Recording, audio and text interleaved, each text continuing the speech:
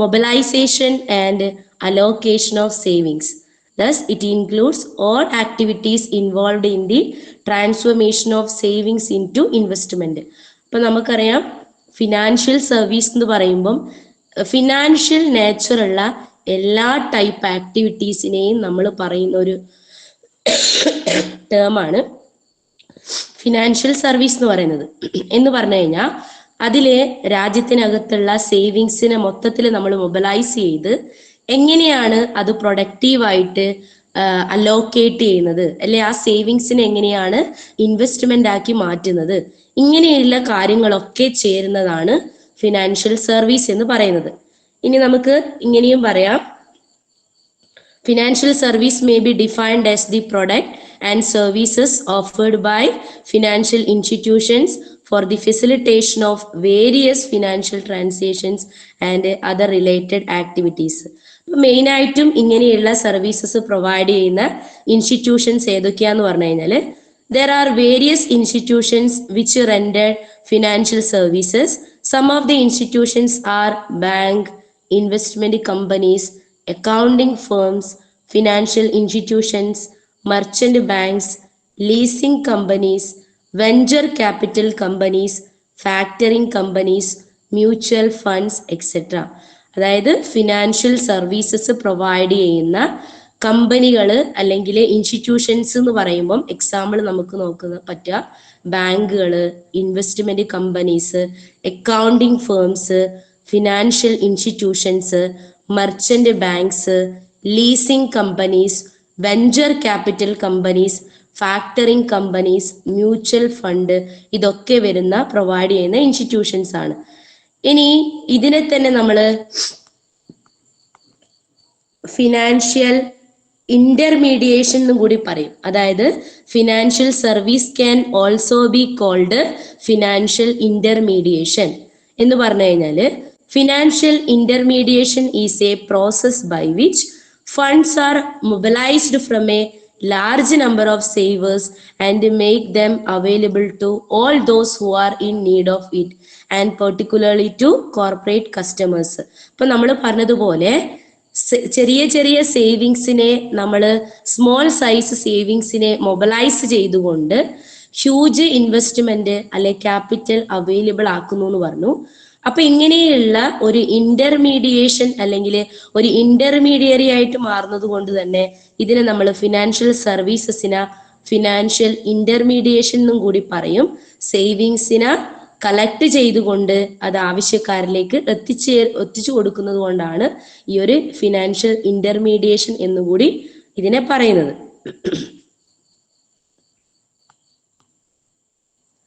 ഇനി മെയിൻ ആയിട്ടും എന്തൊക്കെയാണ് ഈ പറയുന്ന ഫിനാൻഷ്യൽ സർവീസസിന്റെ ഫങ്ഷൻസ് എന്ന് നോക്കാം. First one, facilitating transactions in the economy ആണ്. അതായത് രാജ്യത്തിനുള്ളിലുള്ള ട്രാൻസാക്ഷൻസ് ഫെസിലിറ്റേറ്റ് ചെയ്യുക, മെയിൻ ആയിട്ടും ഗുഡ്സിന്റെയും സർവീസസിന്റെയും എക്സ്ചേഞ്ചിനെ ഹെൽപ്പ് ചെയ്യുക. അതാണ് first one, facilitating transactions in the economy. That means helps to exchange of goods and services ആണ്.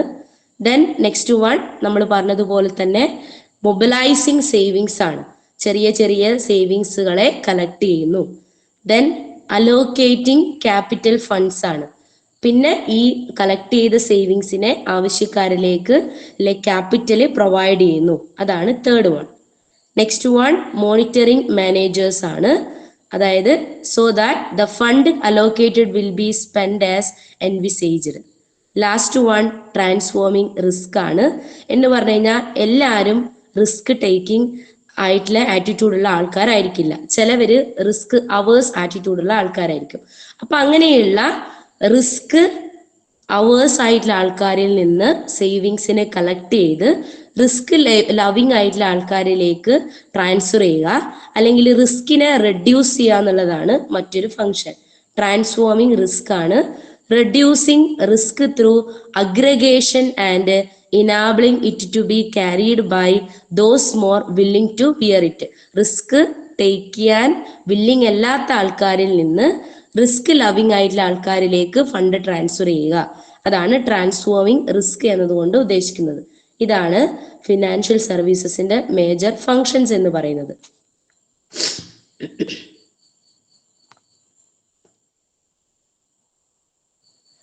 നെക്സ്റ്റ് നമ്മൾ നോക്കുന്നത് ഫിനാൻഷ്യൽ സർവീസസിന്റെ ക്യാരക്ടറിസ്റ്റിക്സ് അല്ലെങ്കിൽ നാച്ചുർ എന്താന്നുള്ളതാണ്. ഫസ്റ്റ് വൺ ഇൻടാഞ്ചിബിലിറ്റി ആണ്.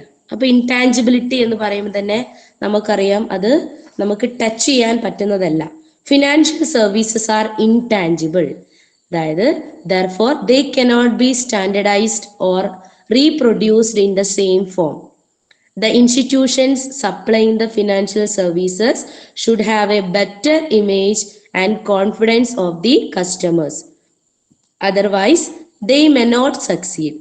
They have to focus on quality and innovation of their services. Then only they can build credibility and gain the trust of the customers. അപ്പോൾ ഇവിടെ ഉദ്ദേശിക്കുന്നത് എന്താന്ന് പറഞ്ഞു കഴിഞ്ഞാല് ഫിനാൻഷ്യൽ സർവീസസിന്റെ നാച്ചുർ അല്ലെ characteristics നോക്കുമ്പം ഒന്നാമത്തത് നമുക്ക് ഇൻടാഞ്ചിബിലിറ്റി പറയാം. എന്ന് പറഞ്ഞു കഴിഞ്ഞാല് ഇതൊരു സർവീസ് ആയതുകൊണ്ട് തന്നെ നമുക്ക് ടാഞ്ചിബിൾ അല്ല, ടച്ച് ചെയ്യാൻ വേണ്ടി പറ്റുന്നതല്ല. അപ്പോൾ ഇത്തരം സർവീസുകൾ പ്രൊവൈഡ് ചെയ്യുന്ന കമ്പനീസിന്റെ മെയിൻ എയിം എന്ന് പറയുന്നത് കസ്റ്റമേഴ്സിന്റെ ഇടയിൽ ഒരു ഇമേജ് ക്രിയേറ്റ് ചെയ്യുക, ബെറ്റർ ഇമേജ് ക്രിയേറ്റ് ചെയ്യുക, കസ്റ്റമേഴ്സിന്റെ ഇടയിൽ ഒരു കോൺഫിഡൻസ് ക്രിയേറ്റ് ചെയ്തെടുക്കുക, അല്ലെങ്കിൽ ക്രെഡിബിലിറ്റി ക്രിയേറ്റ് ചെയ്യുക, കസ്റ്റമേഴ്സിന്റെ ട്രസ്റ്റ് ഉണ്ടാക്കിയെടുക്കുക. ഇതൊക്കെയാണ് ഫിനാൻഷ്യൽ ഇൻസ്റ്റിറ്റ്യൂഷൻസിന്റെ എയിം എന്ന് പറയുന്നത്. അതുകൊണ്ട് തന്നെ അവർ പ്രൊവൈഡ് ചെയ്യുന്ന സർവീസസ് എന്ന് പറയുന്നത് ഇൻടാഞ്ചിബിൾ ആണ്. ഇനി സെക്കൻഡ് വൺ ഇൻസെപ്പറബിലിറ്റി ആണ്. എന്ന് പറഞ്ഞു കഴിഞ്ഞാൽ both production and supply of financial services have to be performed simultaneously.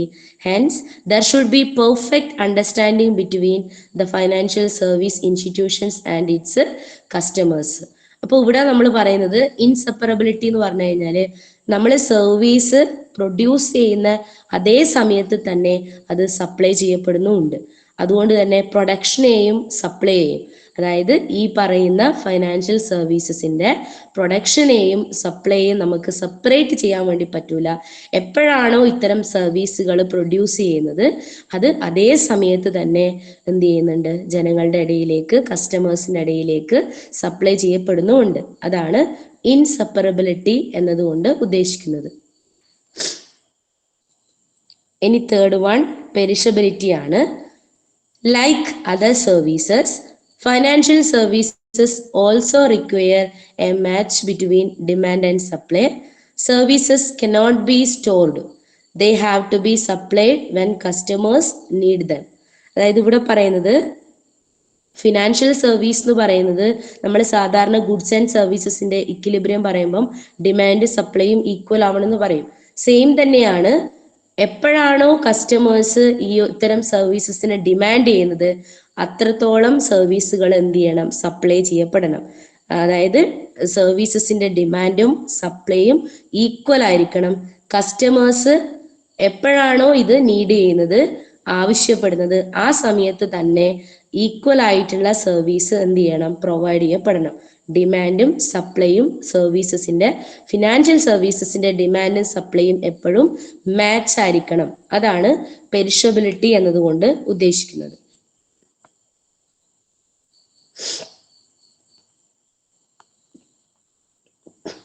Next one variability ആണ്. ഹെഡിങ് സൂചിപ്പിക്കുന്നത് പോലെ തന്നെ ഏതെങ്കിലും ഒരു സർവീസ് പ്രൊവൈഡ് ചെയ്യുന്നതിന് പകരം നേരത്തെ നമ്മൾ പറഞ്ഞതുപോലെ കസ്റ്റമേഴ്സിന്റെ ഇടയിൽ ഒരു ട്രസ്റ്റ് ഉണ്ടാക്കി എടുക്കണ്ടെങ്കിൽ, അല്ലെങ്കിൽ ഒരു ഗുഡ് ഇമേജ് ക്രിയേറ്റ് ചെയ്യണ്ടെങ്കിൽ വൈഡ് വെറൈറ്റി ഓഫ് സർവീസസ് ഇത്തരം ഫിനാൻഷ്യൽ ഇൻസ്റ്റിറ്റ്യൂഷൻസ് പ്രൊവൈഡ് ചെയ്യേണ്ടതായിട്ട് വരും. അതായത് in order to cater a variety of financial and related needs of different customers in different areas, financial service organizations have to offer a wide range of product and services. This means the financial services have to be tailor-made to the requirement of customers. The service institutions differentiate their services to develop their individual identity. അപ്പോൾ പറഞ്ഞതുപോലെ കസ്റ്റമേഴ്സിന് എന്താണോ ആവശ്യമുള്ളത് അത്തരത്തിലുള്ള financial services ആയിരിക്കണം ഈ പറയുന്ന financial institutions provide ചെയ്യേണ്ടത്. അതായത് നമ്മൾ കൊടുക്കുന്ന ഫിനാൻഷ്യൽ സർവീസസ് എന്ന് പറയുന്നത് കസ്റ്റമറിന്റെ നീഡ് അനുസരിച്ചുള്ളതായിരിക്കണം. അത് മാത്രമല്ല വൈഡ് റേഞ്ച് ഓഫ് പ്രൊഡക്റ്റുകൾ, wide variety of services different ഏരിയയിലുള്ള കസ്റ്റമേഴ്സിന് പ്രൊവൈഡ് ചെയ്യാൻ നമുക്ക് പറ്റണം. അത്തരം സർവീസസ് എന്ന് പറയുന്നത് ടൈലർ മെയ്ഡ് റിക്വയർമെന്റ് മീറ്റ് ചെയ്യുന്നതായിരിക്കണം. എന്ന് പറഞ്ഞു കഴിഞ്ഞാല് കസ്റ്റമറിന് ഓരോ സമയത്തും ഏത് രീതിയിലുള്ള ഫിനാൻഷ്യൽ സർവീസസ് ആണോ ആവശ്യം, കസ്റ്റമറിന്റെ ഡിമാൻഡ് എന്താണോ അതിനനുസരിച്ചുള്ള സർവീസസ് ആയിരിക്കണം നമ്മൾ കൊടുക്കേണ്ടത്. എന്നാൽ മാത്രമേ നമുക്ക് ഇൻഡിവിജ്വലി ഇത്തരം സർവീസസ് പ്രൊവൈഡ് ചെയ്യുന്ന ഇൻസ്റ്റിറ്റ്യൂഷൻസിന് ഒരു ഇൻഡിവിജ്വൽ ഐഡന്റിറ്റി ക്രിയേറ്റ് ചെയ്യാൻ വേണ്ടി പറ്റുള്ളൂ. അപ്പൊ വേരിയബിലിറ്റി എന്നതുകൊണ്ട് ഉദ്ദേശിക്കുന്നത് ഈ ഫിനാൻഷ്യൽ സർവീസസ് എന്ന് പറയുന്നത് ഒരു നാച്ചുറലുള്ളതോ അല്ലെങ്കിൽ സിംഗിൾ നാച്ചുറലുള്ളതോ സിംഗിൾ ക്യാരക്ടറിസ്റ്റിക്സിലുള്ളതോ അല്ല, വൈഡ് ഏരിയയില് വൈഡ് വെറൈറ്റി ഓഫ് സർവീസുകൾ പ്രൊഡക്റ്റുകൾ പ്രൊവൈഡ് ചെയ്യുന്നതാണ് ഇത്തരം ഫിനാൻഷ്യൽ സർവീസസ് എന്ന് പറയുന്നത്. കസ്റ്റമറിന്റെ ഡിമാൻഡ് അനുസരിച്ചിട്ടാണ് ഇത്തരം സർവീസുകൾ പ്രൊവൈഡ് ചെയ്യുക. അതുകൊണ്ടാണ് നമ്മൾ വേരിയബിലിറ്റി ഉണ്ട് എന്ന് പറയുന്നത്. നെക്സ്റ്റ് വൺ, ഫിനാൻഷ്യൽ സർവീസസിനെ സംബന്ധിച്ചിടത്തോളം അവിടെ ഹ്യൂമൻ ഇലമെന്റിന്റെ ഒരു ഡൊമിനൻസ് നമുക്ക് കാണാൻ വേണ്ടി പറ്റും. എന്ന് പറഞ്ഞു കഴിഞ്ഞാല് financial services are dominated by human element. Thus, financial services are labor intensive. It requires competent and skilled personnel to market the quality financial products. അതായത് ഇവിടെ ഉദ്ദേശിക്കുന്നത് എന്ന് പറഞ്ഞു കഴിഞ്ഞാല് ഫിനാൻഷ്യൽ സർവീസസ് നമ്മൾ പ്രൊവൈഡ് ചെയ്യണമെങ്കിൽ അവിടെ മെയിൻ ആയിട്ടുള്ള ഇലമെന്റ് എന്ന് പറയുന്നത് ഹ്യൂമൻ ഇലമെന്റ് തന്നെയാണ്. എന്ന് പറഞ്ഞു കഴിഞ്ഞാല് ലേബർ ഇന്റൻസീവ് ആണ് ശരിക്കും ഫിനാൻഷ്യൽ സർവീസ് പ്രൊവൈഡ് ചെയ്യുന്ന സെക്ടറിന്റെ പ്രത്യേകത എന്ന് പറയുന്നത്. അവിടെ ഈ സർവീസസ് പ്രൊവൈഡ് ചെയ്യുന്ന ഹ്യൂമൻ ബീങ്സിന്റെ പ്രത്യേകത എന്ന് പറയുന്നത് അവർ സ്കിൽഡ് ആയിട്ടുള്ള ആളുകളായിരിക്കണം. അതുപോലെ തന്നെ ഭയങ്കര കോമ്പറ്റീറ്റീവ് ആറ്റിറ്റ്യൂഡിലെ ആൾക്കാരായിരിക്കണം. എന്ന് പറഞ്ഞു കഴിഞ്ഞാല് നല്ല ക്വാളിഫൈഡ് ആയിട്ടുള്ള ക്വാളിറ്റി ആയിട്ടുള്ള പേഴ്സണൽസിന് മാത്രമേ, എംപ്ലോയേഴ്സിന് മാത്രമേ, കോമ്പീറ്റന്റ് ആയിട്ടുള്ള സ്കിൽഡ് ആയിട്ടുള്ള ആളുകൾക്ക് മാത്രമേ ഇത്തരം ഫിനാൻഷ്യൽ സർവീസസ് പ്രൊവൈഡ് ചെയ്യാൻ വേണ്ടി പറ്റുള്ളൂ. അപ്പോൾ ഫിനാൻഷ്യൽ സർവീസസിന്റെ പ്രത്യേകത എന്ന് പറയുന്നത് അവിടെ ഹ്യൂമൻ ഇലമെന്റിന്റെ ഒരു ഡൊമിനൻസ് നമുക്ക് കാണാം. ലേബർ ഇന്റൻസീവ് ആണ്. സ്കിൽഡ് ആയിട്ടുള്ള കോമ്പീറ്റന്റ് ആയിട്ടുള്ള ക്വാളിഫൈഡ് ആയിട്ടുള്ള ലേബേഴ്സ് ആയിരിക്കും ഇത്തരം ഫിനാൻഷ്യൽ സർവീസസ് പ്രൊവൈഡ് ചെയ്യുക. അതാണ് മറ്റൊരു പ്രത്യേകത. ഇനി നെക്സ്റ്റ് വൺ, ഇൻഫർമേഷൻ ബേസ്ഡ് ആണ്. ഫിനാൻഷ്യൽ സർവീസസിന്റെ മറ്റൊരു പ്രത്യേകത എന്ന് പറയുന്നത് ഇറ്റ് ഈസ് ഇൻഫർമേഷൻ ബേസ്ഡ്. അതായത് financial service industry is an information based industry. It involves creation, dissemination and use of information. Information is an essential component in the production of financial services. അപ്പൊ നമ്മൾ നേരത്തെ പറഞ്ഞതുപോലെ financial ഇൻസ്റ്റിറ്റ്യൂഷൻസിന് അല്ലെങ്കിൽ ഇത്തരം സർവീസുകൾ provide ചെയ്യുന്ന സ്ഥാപനങ്ങൾക്ക് ഒരു നല്ലൊരു ക്രെഡിബിലിറ്റി ഉണ്ടാക്കിയെടുക്കണ്ടെങ്കിൽ, നല്ലൊരു ഇമേജ് ക്രിയേറ്റ് ചെയ്യണ്ടെങ്കിൽ, അല്ലെങ്കിൽ കസ്റ്റമറിന്റെ നേരത്തെ നമ്മൾ പറഞ്ഞതുപോലെ ടൈലർ മെയ്ഡ് അല്ലെങ്കിൽ കസ്റ്റമറിന്റെ ആവശ്യാനുസരണം സർവീസുകൾ പ്രൊവൈഡ് ചെയ്യണമെങ്കിൽ അപ് ടു ഡേറ്റ് ആയിട്ടുള്ള ഇൻഫർമേഷൻ ആവശ്യമാണ്. അപ്പൊ ഫിനാൻഷ്യൽ സർവീസ് ഇൻഡസ്ട്രി എന്ന് പറയുന്നത് ഒരു ഇൻഫർമേഷൻ ബേസ്ഡ് ഇൻഡസ്ട്രിയാന്ന് നമുക്ക് പറയാം. അവിടെ ഇൻഫർമേഷൻ ക്രിയേറ്റ് ചെയ്യപ്പെടുന്നുണ്ട്, ആവശ്യക്കാരിലേക്ക് ഇൻഫർമേഷൻ ട്രാൻസ്ഫർ ചെയ്യപ്പെടുന്നുണ്ട്, അതുപോലെ തന്നെ അപ് ടു ഡേറ്റ് ആയിട്ടുള്ള ഇൻഫർമേഷൻ കളക്ട് ചെയ്ത് നമ്മൾ അത് യൂസ് ചെയ്യുന്നുമുണ്ട്. അതുകൊണ്ടാണ് ഇൻഫർമേഷൻ ബേസ്ഡ് ആണ് എന്ന് പറയുന്നത്.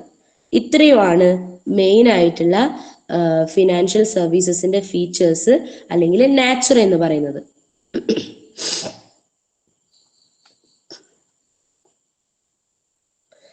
അപ്പൊ നമ്മൾ ഇതുവരെ പറഞ്ഞത് ഫിനാൻഷ്യൽ സർവീസ് എന്താന്ന് പറഞ്ഞു. ഫിനാൻഷ്യൽ സർവീസ് എന്ന് പറയുമ്പോൾ സ്മോൾ സേവിങ്സിനൊക്കെ അലോക്കേറ്റ് കളക്ട് ചെയ്ത് അത് ഇൻവെസ്റ്റ്മെന്റ്, പ്രൊഡക്റ്റീവ് ആയിട്ടുള്ള ഇൻവെസ്റ്റ്മെന്റ് ആക്കി മാറ്റുന്നതാണ് ശരിക്കും ഫിനാൻഷ്യൽ സർവീസസിൽ മെയിൻ ആയിട്ട് വരിക. അതിലെ ഫിനാൻഷ്യൽ ഇന്റർമീഡിയറീസും അതിന്റെ ഉള്ളിൽ വരുന്നുണ്ട്.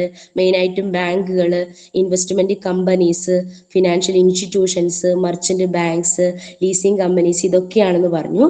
പിന്നെ ഫങ്ഷൻസ് നമ്മൾ നോക്കുമ്പം facilitating transactions, mobilisation of savings, allocating capital fund, അതുപോലെ തന്നെ ട്രാൻസ്ഫോർമേഷൻ ഓഫ് റിസ്ക്, ഇതൊക്കെയായിരുന്നു ഫങ്ഷൻസ് പറഞ്ഞത്. പിന്നെ നമ്മൾ ലാസ്റ്റ് പറഞ്ഞത് ഇപ്പോൾ ക്യാരക്ടറിസ്റ്റിക്സ് അല്ലെങ്കിൽ നാച്ചർ ആണ്. ഇൻടാഞ്ചിബിലിറ്റി ഉണ്ട്, അതുപോലെ തന്നെ ഇൻസെപ്പറബിലിറ്റി ഉണ്ട്, പെരിഷബിലിറ്റി ഉണ്ട്, അതുപോലെ തന്നെ വേരിയബിലിറ്റി ഉണ്ട്, ഡൊമിനൻസ് ഓഫ് ഹ്യൂമൻ ഇലമെന്റ്, അതുപോലെ തന്നെ ഇറ്റ് ഈസ് ഇൻഫർമേഷൻ ബേസ്ഡ്. ഇത്രയാണ് മെയിൻ ആയിട്ടുള്ള നാച്ചുറൽ അല്ലെങ്കിൽ ക്യാരക്ടറിസ്റ്റിക്സിന്റെ അകത്ത് വരുന്നത്. ഇനി നെക്സ്റ്റ് നമ്മൾ പറയുന്നത് ഇമ്പോർട്ടൻസ് ഓഫ് ഫിനാൻഷ്യൽ സർവീസസ് ആണ്. നമ്മൾ ഈ പറയുന്ന ഫിനാൻഷ്യൽ സർവീസസ് എത്രത്തോളം ഒരു രാജ്യത്തിനകത്ത് ഇമ്പോർട്ടന്റ് ആണ്, അതിന്റെ പ്രാധാന്യം എന്താന്നുള്ളതാണ് പറയുന്നത്. ഫസ്റ്റ് വൺ ഇക്കണോമിക് ഗ്രോത്ത് ആണ്. അപ്പോൾ രാജ്യത്തിനകത്ത് ഗ്രോത്ത് ഉണ്ടാവണ്ടെങ്കിൽ, വളർച്ച ഉണ്ടാവണ്ടെങ്കിൽ ഫിനാൻഷ്യൽ സർവീസസ് അത്യാവശ്യമാണ്. The financial service industry mobilizes the savings of the people and channels them into productive investment by providing various services to people in general and corporate enterprises in particular. In short, the economic growth of any country depend upon these savings and investment. അപ്പോൾ രാജ്യത്തിനകത്ത് സേവിങ്സും ആ സേവിങ്സിന്റെ proper ആയിട്ടുള്ള allocation അല്ലെങ്കിൽ capital ഫോർമേഷനും productive ആയിട്ടുള്ള ഇൻവെസ്റ്റ്മെന്റും ഒക്കെ ഉണ്ടെങ്കിലേ രാജ്യത്തിനകത്ത് growth ഉണ്ടാവുള്ളൂ. അപ്പൊ first one എന്ന് പറയുന്നത് ഇക്കണോമിക് ഗ്രോത്തിനെ ഹെൽപ്പ് ചെയ്യുക എന്നുള്ളതാണ്. Second one promotion of savings. നമ്മൾ ഈ പറഞ്ഞതിനെ കണക്ട് ചെയ്യുന്ന പോയിന്റ് ആണ്. പ്രൊമോഷൻ ഓഫ് സേവിങ്സ് ആണ്. The financial service industry mobilise the savings of the people by providing transformation services. It provides liability, asset and size transformation service by providing huge loans from small deposits collected from a large number of people. In this way, financial service industry promotes savings. അപ്പോൾ നമ്മൾ നേരത്തെ പറഞ്ഞതുപോലെ ഓരോ ഇൻഡിവിജ്വൽസിൽ നിന്നും ചെറിയ ചെറിയ savings, small savings നമ്മൾ mobilise ചെയ്തിട്ട് എന്ത് ചെയ്യുന്നു, ലാർജ് എമൗണ്ട് ആക്കിയിട്ട് നമ്മൾ പ്രൊഡക്റ്റീവ് ആയിട്ടുള്ള ഇൻവെസ്റ്റ്മെന്റ് നടത്തുന്നു.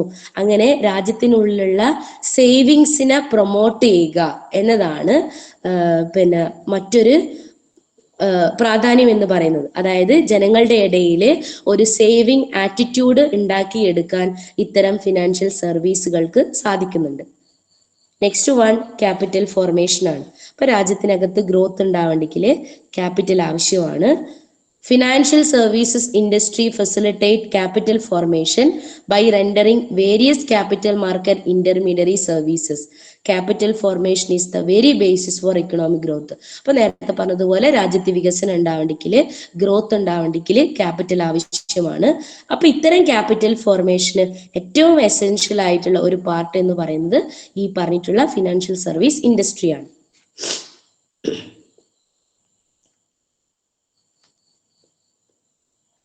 Next one creation of employment opportunities ആണ്. അപ്പൊ നമുക്കറിയാം രാജ്യത്തിനകത്ത് ധാരാളം എംപ്ലോയ്മെന്റ് ഓപ്പർച്യൂണിറ്റീസ് ക്രിയേറ്റ് ചെയ്യുക, അതുവഴി അൺഎംപ്ലോയ്മെന്റ് പ്രോബ്ലത്തിനെ സോൾവ് ചെയ്യുക, ഇതൊക്കെ ഈ ഒരു പാർട്ടിൽ നമുക്ക് പറയാം. അതായത് the financial service industry create and provides employment opportunities to millions of people all over the world. അപ്പൊ ലോകം മൊത്തമുള്ള അല്ലെ രാജ്യത്തിനകത്തുള്ള അൺഎംപ്ലോയിഡ് ആയിട്ടുള്ള ആളുകൾക്ക് ധാരാളം എംപ്ലോയ്മെന്റ് ഓപ്പർച്യൂണിറ്റി പ്രൊവൈഡ് ചെയ്യുന്ന ഒരു സെക്ടർ കൂടിയാണ് ഈ പറയുന്ന ഫൈനാൻഷ്യൽ സർവീസ് ഇൻഡസ്ട്രി എന്ന് പറയുന്നത്. അങ്ങനെ അൺഎംപ്ലോയ്മെന്റ് പ്രോബ്ലത്തിനെ സോൾവ് ചെയ്യുന്നു. ഇനി next one contribution to GNP ആണ്. ഗ്രോസ് നാഷണൽ പ്രൊഡക്റ്റില് ഇത്തരം സർവീസുകളുടെ കോൺട്രിബ്യൂഷൻ ആണ് നമ്മൾ പറയുന്നത്. Recent the contribution of financial service to GNP has been increasing year after year in almost countries. അപ്പോൾ എല്ലാ സെക്ടറിൽ നിന്നുള്ള കോൺട്രിബ്യൂഷൻ ചേരുമ്പോഴാണ് നമ്മളെ നാഷണൽ പ്രൊഡക്റ്റ് അല്ലെങ്കിൽ നാഷണൽ ഇൻകം റെഡി ആവുന്നത്. അപ്പോൾ അത്തരം നാഷണൽ ഇൻകം കാൽക്കുലേറ്റ് ചെയ്യുമ്പോൾ ഈ ഫിനാൻഷ്യൽ സർവീസസിന്റെ കോൺട്രിബ്യൂഷനും കൂടി ചേരുമ്പോഴാണ് നാഷണൽ ഇൻകം പൂർണ്ണമാവുന്നത്. അപ്പൊ GNPയിൽ ഇത്തരം ഫിനാൻഷ്യൽ സർവീസസും എന്ത് ചെയ്യുന്നുണ്ട്, കോൺട്രിബ്യൂട്ട് ചെയ്യുന്നുണ്ട്. അപ്പൊ കോൺട്രിബ്യൂഷൻ ടു നാഷണൽ ഇൻകം അല്ലെ ഗ്രോസ് നാഷണൽ പ്രൊഡക്റ്റ് ആണ് മറ്റൊരു പോയിന്റ് നമുക്ക് പറയാൻ പറ്റുക. Next one provision of liquidity ആണ്. Provision of liquidity. അപ്പൊ ഒരു അസറ്റിനെ നമ്മൾ ലിക്വിഡ് ആണെന്ന് എപ്പോഴാ പറയാന്ന് പറഞ്ഞു കഴിഞ്ഞാല് അതിനെ നമുക്ക് ഈസി ആയിട്ട് ക്യാഷ് ആയിട്ട് കൺവേർട്ട് ചെയ്യാൻ പറ്റുമ്പോഴാണ് ലിക്വിഡ് അസറ്റ് ആണെന്ന് പറയാം. അപ്പൊ ഇവിടെ പ്രൊവിഷൻ ഓഫ് ലിക്വിഡിറ്റി എന്ന് പറഞ്ഞു കഴിഞ്ഞാൽ നമുക്ക് അസറ്റുകളെ, ഫിനാൻഷ്യൽ അസറ്റുകളെ എളുപ്പത്തിൽ ക്യാഷ് ആക്കി മാറ്റാൻ ഏത് ഹെൽപ്പ് ചെയ്യുന്നുണ്ട്? നമ്മളെ ഈ പറയുന്ന ഫിനാൻഷ്യൽ സർവീസ് ഇൻഡസ്ട്രികൾ ഹെൽപ്പ് ചെയ്യുന്നുണ്ട്. The financial service industry promote liquidity in the financial system by allocating and reallocating savings and investment into various avenues of economic activity. It facilitate easy conversion of financial asset into liquid cash. അപ്പോൾ നമ്മുടെ കയ്യിലുള്ള financial അസറ്റുകളെ എളുപ്പത്തിൽ നമുക്ക് liquid cash ആക്കി മാറ്റാൻ ആര് help ചെയ്യുന്നു? ഈ പറയുന്ന ഫിനാൻഷ്യൽ സർവീസ് ഇൻഡസ്ട്രി ഹെൽപ്പ് ചെയ്യുന്നു, അല്ലെ ഫിനാൻഷ്യൽ സർവീസ് പ്രൊവൈഡ് ചെയ്യുന്ന ഇൻസ്റ്റിറ്റ്യൂഷൻസ് ഹെൽപ്പ് ചെയ്യുന്നു. അതാണ് മറ്റൊരു ഇമ്പോർട്ടൻ്റ് ആയിട്ടുള്ള പോയിന്റ് എന്ന് പറയുന്നത്.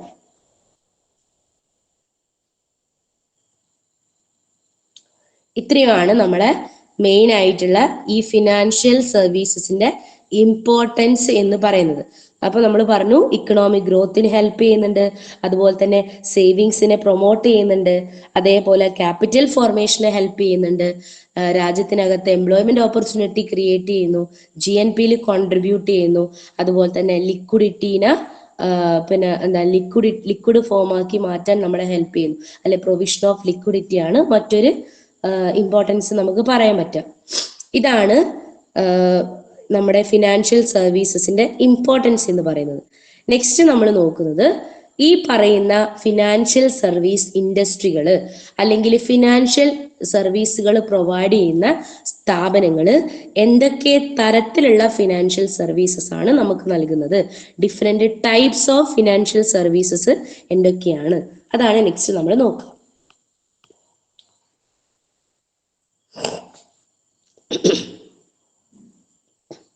അതായത് different types of financial services ആണ്. ഫിനാൻഷ്യൽ സർവീസസിന്റെ ഡിഫറെന്റ് ടൈപ്സ് ആണ് നമ്മൾ ഇനി നെക്സ്റ്റ് നോക്കുന്നത്. അതിൽ first one provision of fund ആണ്. ഫണ്ടുകൾ പ്രൊവൈഡ് ചെയ്യുന്നതാണ്. അതുമായിട്ട് ബന്ധപ്പെട്ട ചില ടേമുകൾ എന്തൊക്കെയാന്നുള്ളതാണ്. അപ്പൊ പലതരത്തിലുള്ള ഫിനാൻഷ്യൽ സർവീസസ് ആണ്. അതിൽ ഫണ്ട് പ്രൊവിഷനുമായിട്ട് ബന്ധപ്പെട്ട ടേമുകൾ എന്തൊക്കെയാന്ന് നമുക്ക് നോക്കാം. അതിൽ ഫസ്റ്റ് വൺ വെഞ്ചർ ക്യാപിറ്റൽ ആണ്, banking services, asset financing, trade financing, credit കാർഡുകൾ, ഫാക്ടറിങ് ആൻഡ് ഫോർഫെയ്റ്റിംഗ്. പലതരത്തിലുള്ള ഫിനാൻഷ്യൽ സർവീസസ് ഉണ്ട്. അതിൽ first one provision of fund ആണ്. ആ ഫണ്ട് തന്നെ പല രീതിയിലുണ്ട്, അല്ലെ അതുമായിട്ട് ബന്ധപ്പെട്ട ടേമുകളാണ് പറയുന്നത്. വെഞ്ചർ ക്യാപിറ്റൽ ഉണ്ട്, ബാങ്കിങ് സർവീസുകൾ ഉണ്ട്, അസറ്റ് ഫിനാൻസിങ് വരുന്നുണ്ട്, ട്രേഡ് ഫിനാൻസിങ്, ക്രെഡിറ്റ് കാർഡുകൾ, അതുപോലെ തന്നെ factoring and ഫോർഫെയ്റ്റിംഗ്.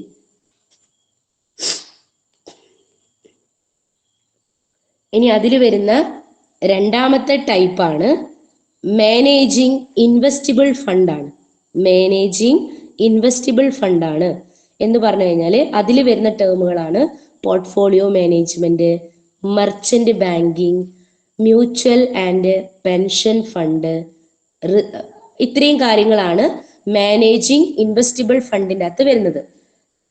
Portfolio management, merchant banking, mutual and pension ഫണ്ടുകൾ. ഇനി നെക്സ്റ്റ് അതുപോലെ ഫിനാൻഷ്യൽ സർവീസസിൽ വരുന്ന മറ്റൊരു പാർട്ടാണ് റിസ്ക് ഫിനാൻസിങ് എന്ന് പറയുന്നത്. റിസ്ക് ഫിനാൻസിങ് എന്ന് പറയുമ്പം അതിൽ വരുന്നതാണ് പ്രൊജക്റ്റ് പ്രിപ്പറേറ്ററി സർവീസസ്, ഇൻഷുറൻസ്, അതുപോലെ തന്നെ എക്സ്പോർട്ട് ക്രെഡിറ്റ് ഗ്യാരണ്ടി പോലെയുള്ള കാര്യങ്ങൾ. അപ്പൊ തേർഡ് വൺ റിസ്ക് ഫിനാൻസിങ് ആണ്. Project preparatory services, insurance, export credit guarantee പോലെയുള്ള കാര്യങ്ങളാണ് റിസ്ക് ഫിനാൻസിങ്ങിന്റെ അകത്ത് വരിക.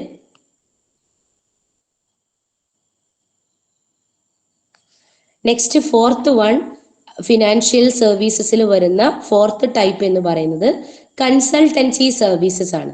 അതായത് ഫിനാൻഷ്യൽ സർവീസസ് പ്രൊവൈഡ് ചെയ്യുന്ന പിന്നെ ഇൻസ്റ്റിറ്റ്യൂഷൻസ് നമുക്ക് എന്തൊക്കെ തരത്തിലുള്ള കൺസൾട്ടൻസി സർവീസസ് ആണ് പ്രൊവൈഡ് ചെയ്യുന്നത്. ഒന്ന് പ്രൊജക്റ്റ് പ്രിപ്പറേറ്ററി സർവീസസ്, അതുപോലെ തന്നെ പ്രൊജക്റ്റ് റിപ്പോർട്ട് പ്രിപ്പറേഷനെ കുറിച്ചിട്ടുള്ള consultancy service, project appraisal, rehabilitation of project, business advisory സർവീസുകൾ, valuation of investments, credit rating, merger, acquisition and reengineering. അതായത് ഫിനാൻഷ്യൽ സർവീസസിൽ വരുന്ന കൺസൾട്ടൻസി സർവീസുകൾ എന്തൊക്കെയാന്നുള്ളതാണ്. Project preparatory services, project report preparation, project appraisal, rehabilitation of project, business advisory services, valuation of investments, credit rating, merger, acquisition and reengineering. ഇതൊക്കെയാണ് consultancy സർവീസസിൻ്റെ അകത്ത് വരുന്നത്.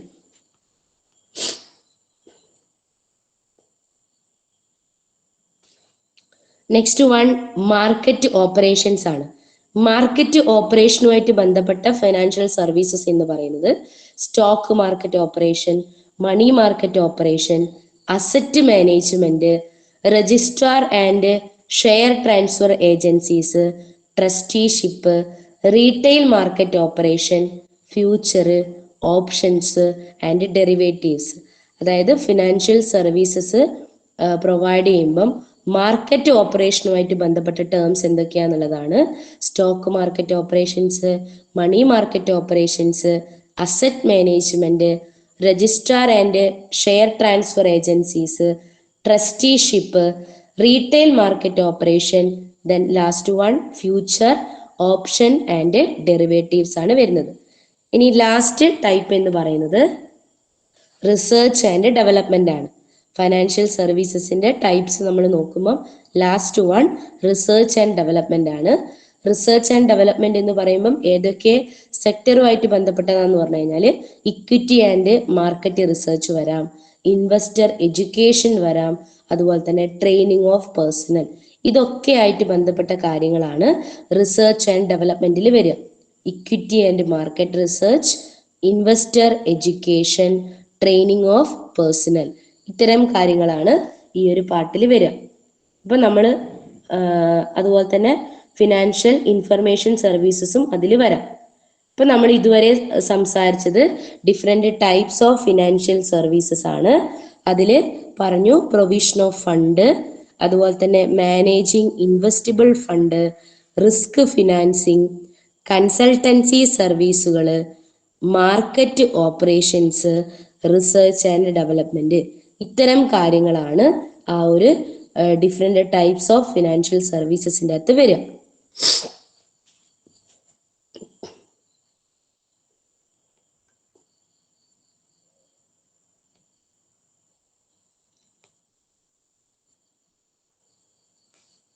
ഇനി നമ്മൾ നോക്കുന്നത് ഈ ഒരു ഫിനാൻഷ്യൽ സർവീസസിന്റെ സ്കോപ്പ് എത്രത്തോളം ഉണ്ട് എന്നുള്ളതാണ്, അല്ലെങ്കിൽ സ്കോപ്പ് ഓഫ് ഫിനാൻഷ്യൽ സർവീസ് ആണ്. The scope of financial services is very wide. അപ്പൊ നമുക്ക് എളുപ്പത്തിന് വേണ്ടി നമ്മൾ എന്ത് ചെയ്യുന്നു, മെയിൻ ആയിട്ടും രണ്ടായിട്ട് ഡിവൈഡ് ചെയ്യാണ്. ഒന്ന് ഫണ്ട് ബേസ്ഡ് സർവീസസും രണ്ടാമത്തത് നോൺ ഫണ്ട് ബേസ്ഡ് സർവീസസും. അതിൽ ഫണ്ട് ബേസ്ഡ് സർവീസസിനെ നമ്മൾ അസറ്റ് ബേസ്ഡ് സർവീസസ് എന്നും കൂടി പറയും. അപ്പോൾ സ്കോപ്പ് ഓഫ് ഫിനാൻഷ്യൽ സർവീസിനെ മെയിൻ ആയിട്ടും രണ്ടായിട്ട് ഡിവൈഡ് ചെയ്യാണ്. ഫണ്ട് ബേസ്ഡ് സർവീസസും ഉണ്ട്, നോൺ ഫണ്ട് ബേസ്ഡ് സർവീസസും ഉണ്ട്. ഫണ്ട് ബേസ്ഡ് സർവീസസിന് പറയുന്ന മറ്റൊരു പേരാണ് അസറ്റ് ബേസ്ഡ് സർവീസ് എന്ന് പറയുന്നത്. ഇനി നോൺ ഫണ്ട് ബേസ്ഡിന് പറയുന്ന മറ്റൊരു പേരാണ് ഫീ ബേസ്ഡ് സർവീസസ്. അപ്പോൾ fund based service or asset based services first one, second one non fund based services or fee based services ആണ്. ഇനി അതിൽ വരുന്ന ഓരോ ടേമുകൾ എന്താ നമുക്ക് നോക്കാം. അതിൽ ഏറ്റവും ഇമ്പോർട്ടൻ്റ് ആയിട്ടുള്ള ചില ടേമുകളിന്റെ എക്സ്പ്ലനേഷനും നോക്കാം. ഫണ്ട് ബേസ്ഡ് സർവീസസ് എന്ന് പറയുമ്പോൾ അല്ലെങ്കിൽ അസറ്റ് ബേസ്ഡ് ഫൈനാൻഷ്യൽ സർവീസ് എന്ന് പറയുമ്പോൾ മെയിൻ ആയിട്ട് വരുന്ന terms first one under writing, then dealing in secondary market activities, next one participating in money market instruments like CPs and CDs etc. Next one equipment leasing or lease financing, then hire purchase. Next one venture capital, then bill discounting, insurance services, factoring, forfeiting, housing finance, mutual fund.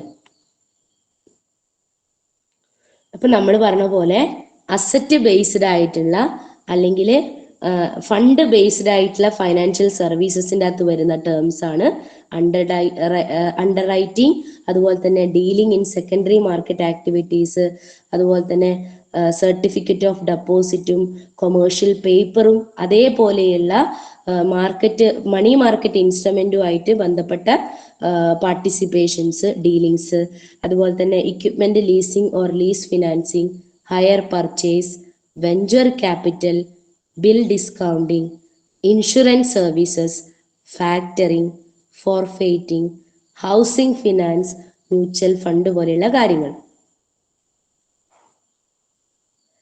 ഇനി next non fund based services അല്ലെ, നമ്മൾ പറഞ്ഞു ഫീ based services എന്ന് പറയുന്നതിൽ വരുന്ന ടേമുകൾ അല്ലെ കാര്യങ്ങൾ എന്തൊക്കെയാണെന്നുള്ളതാണ് next നമ്മൾ നോക്കുന്നത്. അപ്പൊ അതിലെ നോൺ ഫണ്ട് ബേസ്ഡ് സർവീസസ് എന്ന് പറയുമ്പോൾ today customers are not satisfied with mere provision of finance. They expect more from financial service companies. Hence, the financial service companies or financial intermediaries provide services on the basis of non-fund activities also. Such services are also known as fee-based services. അതായത് just financial service provide ചെയ്യുന്ന കമ്പനികളിൽ നിന്ന് customers expect ചെയ്യുന്നത് fund മാത്രമല്ല അല്ലെങ്കിൽ finance മാത്രമല്ല, മറിച്ച് മറ്റ് ചില സർവീസസും കൂടി അവർ എക്സ്പെക്ട് ചെയ്യുന്നുണ്ട്. അങ്ങനെയുള്ള സർവീസ് ഇത്തരം കമ്പനികൾ, ഫിനാൻഷ്യൽ സർവീസ് പ്രൊവൈഡ് ചെയ്യുന്ന കമ്പനികൾ കസ്റ്റമേഴ്സിന് കൊടുക്കുമ്പോൾ കസ്റ്റമർ തിരിച്ച് ആ സേവനങ്ങൾക്ക് ഒരു ഫീ കൊടുക്കാറുണ്ട്. അപ്പൊ ഇങ്ങനെയുള്ള നോൺ ഫണ്ട് ബേസ്ഡ് സർവീസസ് ആണ് രണ്ടാമത്തതിൽ നമ്മൾ പറയുന്നത്. അതുമായിട്ട് ബന്ധപ്പെട്ട ടേംസ് ഏതൊക്കെയാന്ന് നമുക്ക് നോക്കാം. നോൺ ഫണ്ട് ബേസ്ഡ് സർവീസസ് അല്ലെങ്കിൽ ഫീ ബേസ്ഡ് സർവീസസ് ആണ്. അതിൽ വരുന്നതാണ് securitisation, then merchant banking, then credit rating, then loan syndication, business opportunity related services, project advisory services, services to foreign companies and NRIs, portfolio management, merger and acquisition, then capital restructuring.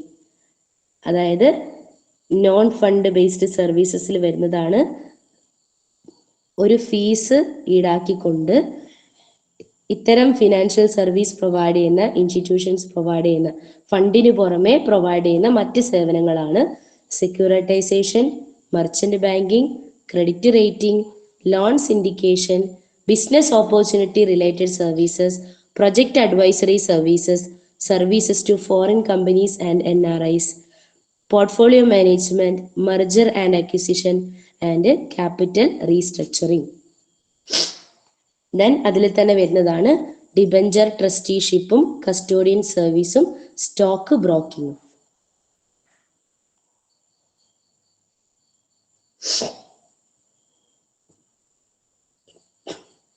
ഇനി നമുക്ക് എന്താണ് ഈ പറയുന്ന fund based service അല്ലെങ്കിൽ asset based service. ഇപ്പൊ നമ്മൾ കുറച്ച് ടേമുകൾ ഇപ്പോൾ പറഞ്ഞു. അതിൽ ഏറ്റവും ഇമ്പോർട്ടൻ്റ് ആയിട്ടുള്ള ചില ടേമുകൾ അല്ലെങ്കിൽ സർവീസ് എന്താന്നുള്ളത് നമുക്ക് നോക്കാം. അതിലെ ഫസ്റ്റ് വൺ ആണ് equipment leasing or lease financing എന്ന് പറയുന്നത്. ലീസ് ഫിനാൻസിങ് എന്ന് പറയുന്നത് എന്താന്ന് നമുക്ക് നോക്കാം. അതിൽ വരുന്നത് A lease is an agreement under which a firm acquires a right to make use of a capital asset like machinery etc. on payment of an agreed fee called lease rentals. The person or company which acquires the right is known as lessee. He does not get the ownership of the asset. He acquires only the right to use the asset.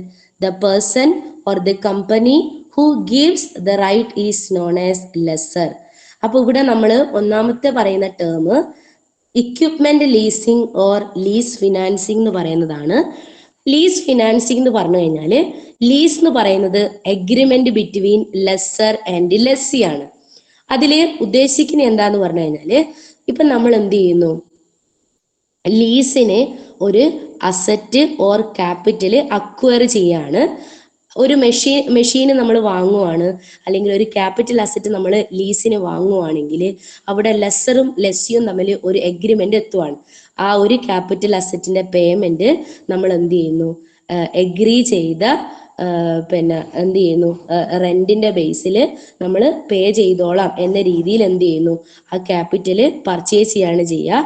അതിന്റെ പ്രത്യേകത എന്താന്ന് പറഞ്ഞു കഴിഞ്ഞാല് നമുക്ക് ആ ഒരു പിന്നെ ക്യാപിറ്റലിന്റെ മുകളില് ഓണർഷിപ്പ് കിട്ടണം എന്നുണ്ടെങ്കിൽ എന്ത് ചെയ്തിരിക്കണം, നമ്മൾ ആ അസറ്റിന്റെ മുഴുവൻ എമൗണ്ടും പേ ചെയ്തിരിക്കണം. അതിനുശേഷം മാത്രമേ നമുക്ക് എന്ത് ചെയ്യുള്ളൂ, ആ അസറ്റിന്റെ മുകളിൽ മുഴുവനായിട്ടുള്ള റൈറ്റ് കിട്ടുള്ളൂ. അപ്പോൾ ആ ഏത് കമ്പനിയാണോ ഈ പറയുന്ന പിന്നെ ക്യാപിറ്റൽ അസറ്റ് അല്ലെങ്കിൽ മെഷീനറി പ്രൊവൈഡ് ചെയ്യുന്നത്, അവരെ നമ്മൾ ലെസ്സർ എന്നും, അല്ലെങ്കിൽ ആരാണോ ഈ പറയുന്ന മെഷീൻസ് വാങ്ങുന്നത് അവരെ നമ്മൾ ലെസ്സി എന്നുമാണ് പറയാം. ലെസ്സറും ലെസ്സിയും തമ്മിലുള്ള എഗ്രിമെന്റ് ആണ് ഇവിടെ പറയുന്നത്. അപ്പോൾ ആരാണോ അസറ്റ് കൊടുക്കുന്നത് ആ കമ്പനീനെ നമ്മൾ ലെസ്സർ എന്ന് പറയും, അസറ്റ് വാങ്ങുന്നവരെ ലെസ്സി എന്ന് പറയും. അപ്പൊ ഇവിടെ സംഭവിക്കുന്നത് ക്യാപിറ്റൽ അസറ്റ് നമ്മൾ വാങ്ങുവാണ്, ആ വാങ്ങുന്നത് എന്താണ്, കുറച്ച് കുറച്ചായിട്ട് പേയ്മെന്റ് നൽകിക്കൊള്ളാം എന്നുള്ള ഒരു എഗ്രിമെന്റ് പ്രകാരമാണ്. അപ്പൊ എപ്പോഴാണോ നമ്മൾ ആ ഒരു റെന്റ് എമൗണ്ട് മൊത്തത്തിലായിട്ട് പേ ചെയ്യുന്നത് അപ്പോഴും മാത്രമേ എന്തായിട്ട് മാറുള്ളൂ, നമ്മൾ ആ അസറ്റിന്റെ ഓണറായിട്ട് മാറുള്ളൂ.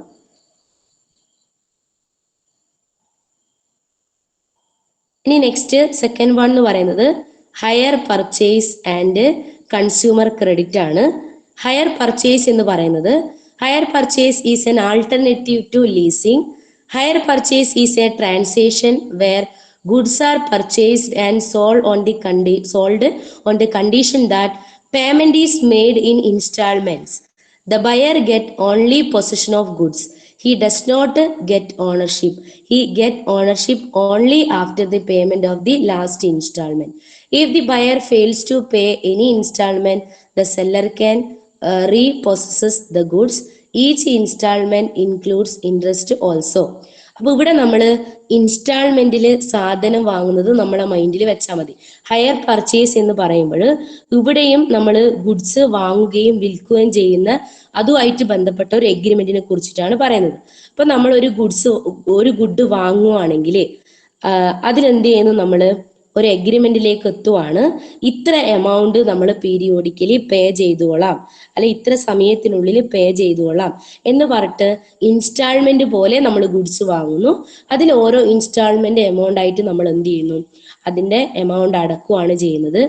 എപ്പോഴാണോ നമ്മളുടെ ആ ഒരു എമൗണ്ട് മുഴുവനായിട്ടും അടച്ചു തീരുന്നത് അപ്പോഴും മാത്രമേ നമുക്ക് ആ ഒരു ഗുഡിന്റെ ഓണർഷിപ്പ് കിട്ടുള്ളൂ. ഇനി ഞാനാണ് ഗുഡ് വാങ്ങിയത് എങ്കിൽ, ഞാനാണ് പീരിയോഡിക്കലി ഇൻസ്റ്റാൾമെന്റ് അടക്കുന്നതെങ്കിൽ എൻ്റെ ആ ഒരു എമൗണ്ട് ഞാൻ അടച്ചു തീർക്കുമ്പോൾ മാത്രമേ ആ ഒരു ഗുഡിന്റെ ഓണർഷിപ്പ് എനിക്ക് കിട്ടുള്ളൂ. ഏതെങ്കിലും ഒരു ഗഡു എന്നോട് അടക്കാൻ എനിക്ക് പറ്റാത്തൊരു സ്ഥിതി വന്നിട്ടുണ്ട് എങ്കിൽ, അടക്കുന്നതിൽ ഫെയിൽഡ് ആയിട്ടുണ്ട് എങ്കിൽ അവർക്ക് എന്ത് ചെയ്യാം, ആ ഗുഡ് തിരിച്ചെടുക്കാനുള്ള ഒരു റൈറ്റ് ഉണ്ട്. പിന്നെ ഇൻസ്റ്റാൾമെന്റ് നമ്മൾ അടക്കുമ്പം അതിന് കൂടെ ഒരു ഇൻട്രസ്റ്റ് റേറ്റും കൂടി അടക്കേണ്ടതായിട്ടുണ്ട്. അതാണ് ഹയർ പർച്ചേസ് എന്നതുകൊണ്ട് ഉദ്ദേശിക്കുന്നത്. ഇനി നെക്സ്റ്റ് വൺ ബിൽ ഡിസ്കൗണ്ടിങ് ആണ്. ബിൽ ഡിസ്കൗണ്ടിങ് എന്ന് പറഞ്ഞു കഴിഞ്ഞാൽ, discounting of bill is an attractive fund based financial service provided by the finance companies. In case of time bill, the holder need not wait till maturity or due date. If he is in need of money, he can discount the bill with his banker. After deducting a certain amount, the banker credits the net amount in the customer's account. Thus, the bank purchases the bill and credits the customer's account with the amount of the bill less discount. On the due date, the drawee make payment to the banker. If he fail to make payment, the banker will recover the amount from the customer who has discounted the bill. In short, discounting of bill means giving loans on the basis of the security of a bill of exchange. Discounting of bill എന്നതുകൊണ്ട് ഉദ്ദേശിക്കുന്നത് എന്താന്ന് പറഞ്ഞു കഴിഞ്ഞാൽ giving loans on the basis of the security of A bill of exchange. അതായത് നമ്മൾ സാധാരണ വീടിന്റെ ആധാരം വെച്ചിട്ടോ അല്ലെങ്കിൽ സ്വർണം പണയം പെടുത്തിയിട്ടെല്ലാം ലോണുകൾ എടുക്കുന്നത് പോലെ നമുക്ക് എന്ത് ചെയ്യാം, ബിൽ ഓഫ് എക്സ്ചേഞ്ച് കൊടുത്തുകൊണ്ട് ലോണുകൾ എടുക്കാൻ വേണ്ടി പറ്റും. അതിനെയാണ് നമ്മൾ discounting of bill of exchange എന്നതുകൊണ്ട് ഉദ്ദേശിക്കുന്നത്, അല്ലെ ബിൽ ഡിസ്കൗണ്ടിങ് എന്നതുകൊണ്ട് ഉദ്ദേശിക്കുന്നത്. ഇപ്പൊ എക്സാമ്പിൾ പറയുവാണെങ്കിൽ, ഇപ്പൊ ഞാന് നിങ്ങൾക്ക് ഒരു 50,000 രൂപയുടെ ഒരു സാധനം വിറ്റു എന്ന് വിചാരിക്കുക. അപ്പൊ നിങ്ങൾക്ക് ഞാൻ ക്രെഡിറ്റ് ആയിട്ടാണ് സാധനം തന്നതെങ്കിൽ നിങ്ങൾ പറയുവാണ് 3 മാസത്തിനുള്ളിൽ ആ എമൗണ്ട് 50,000 രൂപ തിരിച്ചു തരാം എന്ന് എന്നോട് പ്രോമിസ് ചെയ്യുവാണെങ്കിൽ ഞാൻ എന്ത് ചെയ്യുന്നു, 3 മാസത്തിനുള്ളിൽ 50,000 രൂപ നിങ്ങൾ തരണം എന്ന രീതിയിൽ ഒരു ബില്ല് എഴുതുന്നു. അത് നിങ്ങൾ സൈൻ ചെയ്ത് എനിക്ക് തരുന്നു. അപ്പോൾ ബില്ലിന്റെ ഓണർ ഞാനാണ്. ഇനി 3 മാസത്തിന്റെ ഇടയിൽ എനിക്ക് ആ ഒരു 50,000 രൂപ ആവശ്യമായിട്ട് വന്നാൽ എനിക്ക് എന്ത് ചെയ്യാം, എൻ്റെ ബാങ്കിൽ പോയി ഈ ബിൽ ഓഫ് എക്സ്ചേഞ്ച് പണയപ്പെടുത്തിക്കൊണ്ട് 50,000 രൂപ എനിക്ക് കിട്ടില്ല. അവിടെ ഒരു ഡിസ്കൗണ്ടിനെ കുറിച്ച് പറയുന്നുണ്ട്. 50,000-ൽ കുറഞ്ഞ ഒരു എമൗണ്ട് എനിക്ക് ലോണായിട്ട് വാങ്ങാവുന്നതാണ്. ഇനി മെച്യൂരിറ്റി പീരീഡ് ആവുമ്പം എന്ത് ചെയ്യുന്നു, നിങ്ങൾക്ക് ആ എമൗണ്ട് ബാങ്കിലേക്ക് കൊണ്ടുപോയി അടക്കാം. ഈ ഒരു പ്രോസസ്സിനെയാണ് നമ്മൾ ഡിസ്കൗണ്ടിങ് ബിൽ ഓഫ് എക്സ്ചേഞ്ച് എന്നതുകൊണ്ട് ഉദ്ദേശിക്കുന്നത്. ഈ ബില്ല് ആരാണോ ഡ്രോ ചെയ്യുന്നത് അവരെയാണ് നമ്മൾ ഡ്രോയർ എന്ന് പറയുന്നത്. അപ്പൊ ഞാനാണ് ബില്ല് ഉണ്ടാക്കുന്നതെങ്കിൽ ഞാനാണ് ഡ്രോയർ എന്ന് പറയുന്നത്. അപ്പൊ നിങ്ങൾ ഡ്രോയിയാണ്.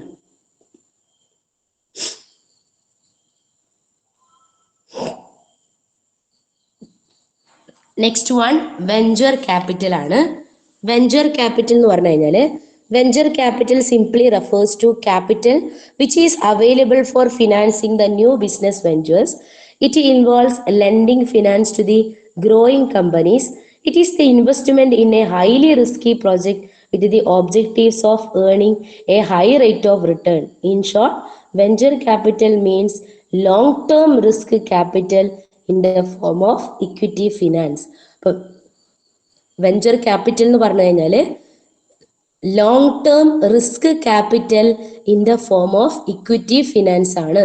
ഇവിടെ ഉദ്ദേശിക്കുന്നത് എന്താന്ന് പറഞ്ഞു കഴിഞ്ഞാൽ, ഇപ്പോൾ പുതുതായിട്ട് വളർന്നു വരുന്ന കമ്പനീസ് ആണ് എങ്കിൽ, എന്നാൽ അവർക്ക് നല്ല സ്കില്ലുണ്ട്, പ്രൊഫഷണലി ക്വാളിഫൈഡ് ആണ്, ടെക്നിക്കലി ക്വാളിഫൈഡ് ആണ്, അല്ലെ ടെക്നിക്കലി അഡ്വാൻസ്ഡ് ആണ്, എങ്കിലും ഫ്രഷ് ആയതുകൊണ്ട് തന്നെ അവർക്ക് എല്ലായിടത്തുനിന്നും ഫണ്ട് ഈസിലി അവൈലബിൾ ആവണമെന്നില്ല. അപ്പൊ അങ്ങനെ വളർന്നു വരുന്ന എന്നാൽ ഹൈലി പ്രോഫിറ്റ് പൊട്ടൻഷ്യൽ ഉള്ള കമ്പനീസിന് ഫണ്ടുകൾ പ്രൊവൈഡ് ചെയ്യുക, അതാണ് വെഞ്ചർ ക്യാപിറ്റൽ എന്നതുകൊണ്ട് ഉദ്ദേശിക്കുന്നത്. ന്യൂ ബിസിനസ് വെഞ്ചേഴ്സിന് ഫണ്ട് കൊടുക്കലാണ്. അത് ഹൈലി റിസ്ക് എടുക്കുന്ന അല്ലെങ്കിൽ കൂടുതൽ പ്രോഫിറ്റ് പൊട്ടൻഷ്യൽ ഉള്ള ന്യൂലി വെഞ്ചേഴ്സിനാണ് നമ്മൾ എന്ത് ചെയ്യുക, ഇത്തരം ഫണ്ടുകൾ പ്രൊവൈഡ് ചെയ്യുക. ഹൈ റിസ്ക് ഉള്ള അതുപോലെ തന്നെ ഹൈ റിട്ടേൺ പൊട്ടൻഷ്യൽ ഉള്ള കമ്പനീസിനാണ് അല്ലെ ഫേമുകൾക്കാണ് നമ്മൾ എന്ത് ചെയ്യുക, വെഞ്ചർ ക്യാപിറ്റൽ പ്രൊവൈഡ് ചെയ്യുക.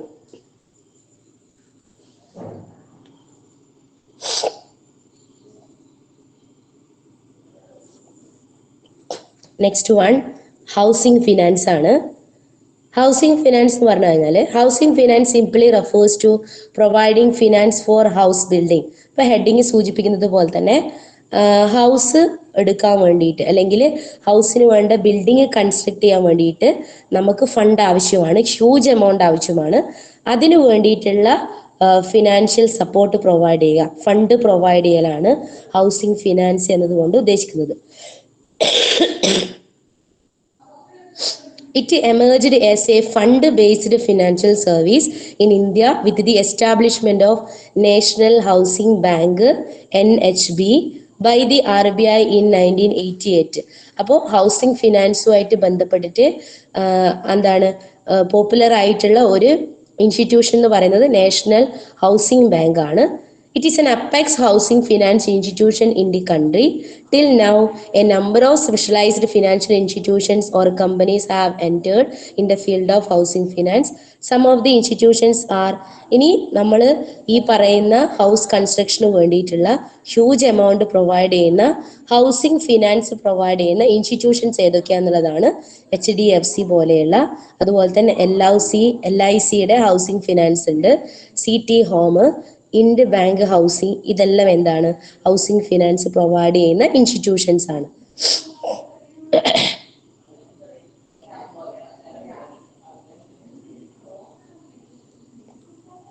നെക്സ്റ്റ് വൺ ഇൻഷുറൻസ് സർവീസസ് ആണ്. ഇപ്പൊ ഇൻഷുറൻസ് സർവീസസ് എന്താണെന്നുള്ളത് നമുക്ക് കോമൺ ആയിട്ട് അറിയുന്നതാണ്. Insurance is A contract between two parties. One party is the insured and the other party is the insurer. അപ്പൊ നമുക്ക് പറയാം, നേരത്തെ ലീസൊക്കെ പറഞ്ഞതുപോലെ ഇൻഷുറൻസ് എന്ന് പറയുന്നതും എന്താണ്, it is A contract between two parties ആണ്. ഏതൊക്കെയാണ് രണ്ട് പാർട്ടീസ്? ഇൻഷുർഡും ഉണ്ട്, ഇൻഷുററും ഉണ്ട്. ഇൻഷുർഡും ഉണ്ട്, ഇൻഷുററും ഉണ്ട്. അപ്പൊ ഞാനാണ് ഇൻഷുറൻസ് പോളിസി എടുക്കുന്നതെങ്കിൽ ഞാൻ ഇൻഷുർഡ് ആണ്. ദെൻ എനിക്ക് ഇൻഷുറൻസ് പ്രൊവൈഡ് ചെയ്യുന്ന കമ്പനിയാണ് ഇൻഷുറർ എന്ന് പറയുന്നത്. അപ്പൊ ഇൻഷുററും തമ്മിലുള്ള ആ ഒരു എഗ്രിമെന്റിനെയാണ് നമ്മൾ ഇൻഷുറൻസ് കോൺട്രാക്ട് എന്ന് പറയാം. Insured is the person whose life or property is insured with the insurer. That is, the person whose risk is insured is called insured. Insurer is the insurance company to whom risk is transferred by the insured. That is, the person who insures the risk of insured is called insurer. Thus, insurance is a contract between insurer and insured. It is a contract in which the insurance company undertake to indemnify the insured on the happening of certain event for a payment of consideration. അതായത് പറഞ്ഞതുപോലെ തന്നെ രണ്ട് പേര് തമ്മിലുള്ള ഒരു contract ആണ് insurance എന്ന് നമുക്ക് പറയാം. അത് ഇൻഷുററും അതുപോലെ തന്നെ ഇൻഷുർഡ് ആണ്. ഇൻഷുറർ എന്ന് പറയുന്നത് നമുക്ക് ഇൻഷുറൻസ് തരുന്ന കമ്പനിയാണ്. ഇൻഷുർഡ് പറയുന്നത് ഓരോ ഇൻഷുറൻസ് എടുക്കുന്ന ആൾക്കാരെയുമാണ് ഇൻഷുർഡ് എന്ന് പറയുന്നത്. ഇനി അവിടെ രണ്ട് ടേംസും കൂടി പറയാനുണ്ട്. അതായത് നമ്മൾ സാധാരണ പറയാറുള്ളതാണ്, insurance is a device by which a loss likely to be caused by uncertain event is spread over a large number of persons who are exposed to it and who voluntarily join themselves against such an event. അപ്പോൾ അൺസർട്ടനിറ്റീസിനെ certain ആയിട്ട് മാറ്റാൻ വേണ്ടിയിട്ടാണ്, അല്ലെങ്കിൽ റിസ്കിനെ reduce ചെയ്യാൻ വേണ്ടിയിട്ടാണ് പൊതുവെ നമ്മൾ എന്ത് ചെയ്യാറ്, ഇൻഷുറൻസ് എടുക്കാറുള്ളത്. The document which contains all the terms and conditions of insurance is called insurance policy. അപ്പൊ എന്താണ് ഇൻഷുറൻസ് പോളിസി എന്ന് ചോദിക്കുമ്പോൾ നമുക്ക് പറയാം, it is A document which contains all the terms and conditions of insurance ആണ്. ഇൻഷുറൻസുമായിട്ട് ബന്ധപ്പെട്ട എല്ലാ ടേംസ് ആൻഡ് കണ്ടീഷൻസും രേഖപ്പെടുത്തുന്ന ഒരു ഡോക്യുമെന്റിനെ നമ്മൾ പറയുന്നതാണ് ഇൻഷുറൻസ് പോളിസി എന്ന് പറയുന്നത്. ഇനി എത്ര എമൗണ്ടിലാണോ നമ്മൾ ഇൻഷുറൻസ് പോളിസി എടുക്കുന്നത് അതിനെയാണ് നമ്മൾ സം എഷ്വേർഡ് എന്ന് പറയാം. ഇനി നമ്മൾ ഇപ്പൊ ഞാൻ പോളിസി എടുത്തു കഴിഞ്ഞാൽ പീരിയോഡിക്കലി ഒരു എമൗണ്ട് ഞാൻ ഇൻഷുറൻസ് പ്രീമിയം ആയിട്ട് അടക്കും. ആ പീരിയോഡിക്കലി പേ ചെയ്യുന്ന എമൗണ്ടിന് നമ്മൾ പറയുന്ന പേരാണ് ഇൻഷുറൻസ് പ്രീമിയം എന്ന് പറയുന്നത്. ഇത്രയുമാണ് ഇൻഷുറൻസുമായിട്ട് ബന്ധപ്പെട്ട ടേമുകൾ.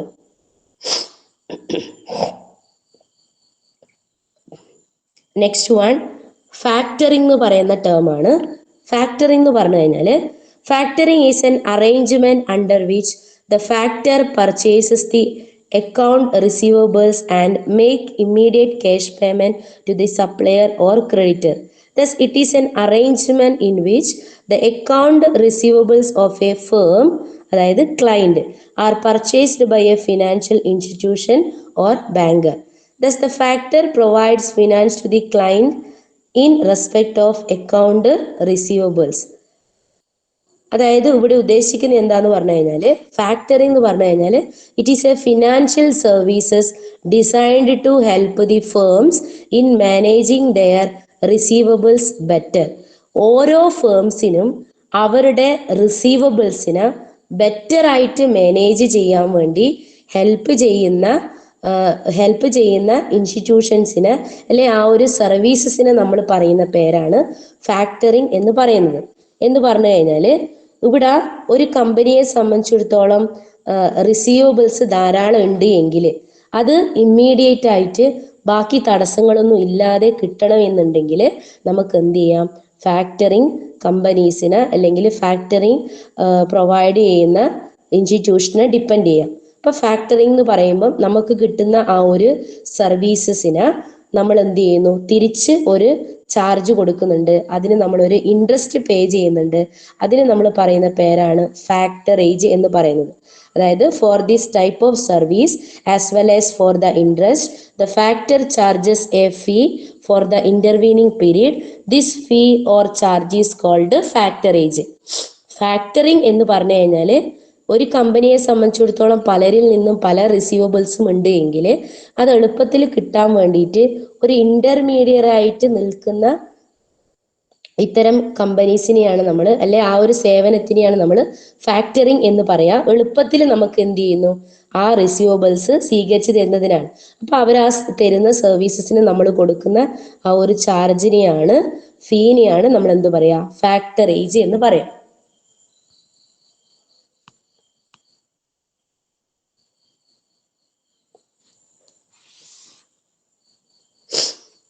ഫോർഫെയ്റ്റിംഗ് ആണ് നെക്സ്റ്റ് ടേം എന്ന് പറയുന്നത്. ഫോർഫെയ്റ്റിംഗ് എന്ന് പറഞ്ഞു കഴിഞ്ഞാൽ forfaiting is a form of financing of receivables relating to international trade. തൊട്ട് മുന്നേ നമ്മൾ പറഞ്ഞത് പല കമ്പനികൾക്കും കിട്ടാനുള്ള റിസീവബിൾസിനെ എളുപ്പത്തിൽ കിട്ടാൻ വേണ്ടിയിട്ട് ഹെൽപ്പ് ചെയ്യുന്ന അല്ലെ അതിനു വേണ്ടി സഹായിക്കുന്ന സർവീസാണ് പറഞ്ഞത്. ഇവിടെ നമ്മൾ പറയുന്നത് ഇന്റർനാഷണൽ ട്രേഡ് നടത്തുമ്പോൾ, അതായത് എക്സ്പോർട്ടും ഇമ്പോർട്ടും നടത്തുമ്പോൾ ചിലപ്പോൾ നമ്മൾ ക്രെഡിറ്റ് പേയ്മെന്റ് നടത്താറുണ്ട്. അപ്പൊ അങ്ങനെ ഇപ്പൊ മെയിനായിട്ട് ഇവിടെ നമ്മൾ നോക്കുക എക്സ്പോർട്ടിന്റെ സിറ്റുവേഷൻ ആണ്. അപ്പൊ നമ്മൾ എക്സ്പോർട്ട് കടത്തിൽ കൊടുക്കുവാണെങ്കിൽ, ക്രെഡിറ്റിൽ എക്സ്പോർട്ട് നടത്തുവാണ്, നമുക്ക് പേയ്മെന്റ് കിട്ടിയിട്ടില്ല എങ്കിൽ അത് എളുപ്പത്തിൽ കിട്ടാൻ വേണ്ടിയിട്ട് നമ്മളെ ഹെൽപ്പ് ചെയ്യുന്ന ആ ഒരു ഇത്തരം സർവീസ് പ്രൊവൈഡ് ചെയ്യുന്ന ഇൻസ്റ്റിറ്റ്യൂഷൻസ്, അവർ പ്രൊവൈഡ് ചെയ്യുന്ന ആ ഒരു സർവീസിനെ നമ്മൾ പറയുന്ന പേരാണ് ഫോർഫെയ്റ്റിംഗ് എന്ന് പറയാം. എന്ന് പറഞ്ഞു കഴിഞ്ഞാൽ it is a non recourse purchase by a banker or any other financial institution of receivables arising from export of goods and services. The exporter surrenders his right to the forfaiter to receive future payment from the buyer to whom goods have been supplied. അതായത് ഇപ്പൊ ഞാൻ ഒരു എന്താണ് ഒരാൾക്ക് export ചെയ്തു എങ്കിൽ അത് ക്രെഡിറ്റിലാണ് export ചെയ്യുന്നതെങ്കിൽ നമ്മൾ എന്ത് ചെയ്യുന്നു, ബില്ല് കീപ്പ് ചെയ്യാറുണ്ട്, അല്ലെങ്കിൽ എന്തെങ്കിലും തരത്തിലുള്ള പ്രൂഫ് കീപ്പ് ചെയ്യാറുണ്ട്. അപ്പൊ അത് നമ്മൾ എന്ത് ചെയ്യുന്നു, ഈ പറയുന്ന ഫോർഫെയ്റ്റിംഗ് സർവീസ് പ്രൊവൈഡ് ചെയ്യുന്ന ഏജൻസിക്ക്, അതായത് നമ്മൾ അതിന് പറയാ ഫോർഫെയ്റ്റർ എന്നാ പറയാം. ഫോർഫെയ്റ്റർക്ക് നമ്മൾ കൈമാറിയാൽ അവരെന്ത് ചെയ്യുന്നു, എളുപ്പത്തിൽ ഈ പറയുന്ന എക്സ്പോർട്ട് ചെയ്ത ആള് അല്ലെങ്കിൽ ഗുഡ്സ് ആരാണോ സ്വീകരിച്ചത് അവരിൽ നിന്ന് നമുക്ക് എന്ത് ചെയ്യുന്നു, ആ എമൗണ്ട് നമുക്ക് വേഗത്തിൽ ഇമ്മീഡിയറ്റ് ആയിട്ട് റിസീവ് ചെയ്യാൻ വേണ്ടി ഹെൽപ്പ് ചെയ്യുന്നു. അതാണ് ഫോർഫെയ്റ്റിംഗ് എന്നതുകൊണ്ട് ഉദ്ദേശിക്കുന്നത്. ബില്ല് ഫോർഫെയ്റ്റർ കളക്ട് ചെയ്യുന്നു, ആ ബില്ല് ഉപയോഗിച്ചുകൊണ്ട് ഗുഡ്സ് വാങ്ങിയ ആൾക്കാരിൽ നിന്ന് വേഗത്തിൽ ക്യാഷ് വിഡ്രോ ചെയ്യാൻ വേണ്ടിയിട്ട് ഹെൽപ്പ് ചെയ്യുന്നു. അതാണ് ഫോർഫെയ്റ്റിംഗ് എന്നതുകൊണ്ട് ഉദ്ദേശിക്കുന്നത്. ഇനി നെക്സ്റ്റ് വൺ മ്യൂച്വൽ ഫണ്ട് ആണ്.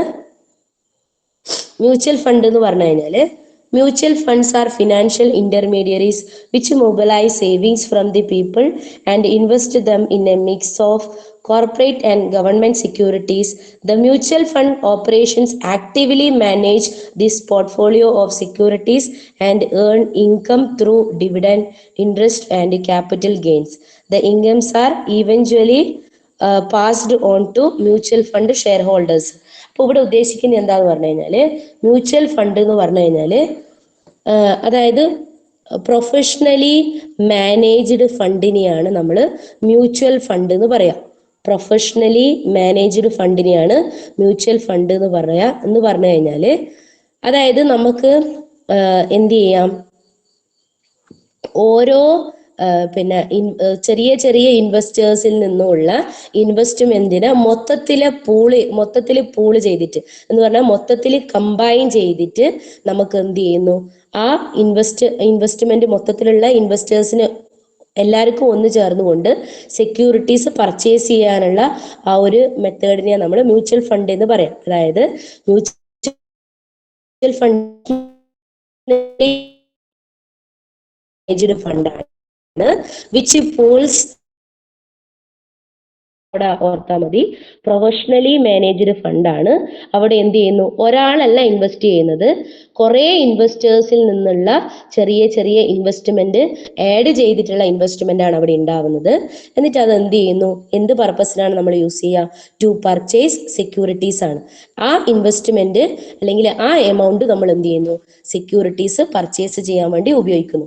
ഇതിനെയാണ് നമ്മൾ മ്യൂച്വൽ ഫണ്ട് എന്നതുകൊണ്ട് ഉദ്ദേശിക്കുന്നത്.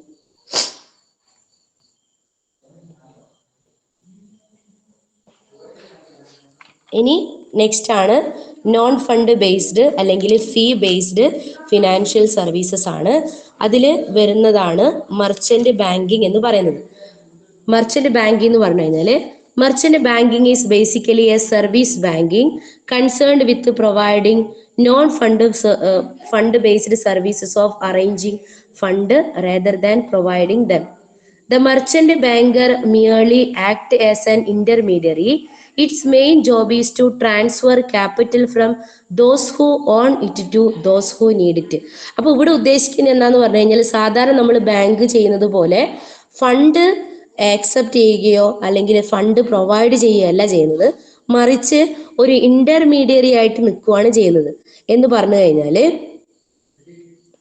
ഫണ്ട് ഡയറക്റ്റ് പ്രൊവൈഡ് ചെയ്യുന്നതിന് പകരം ഫണ്ട് ഉള്ള ആളുകളിൽ നിന്ന്, അതായത് ക്യാപിറ്റൽ ഉള്ള ആളുകളിൽ നിന്ന് ക്യാപിറ്റലിനെ കളക്ട് ചെയ്യുന്നു.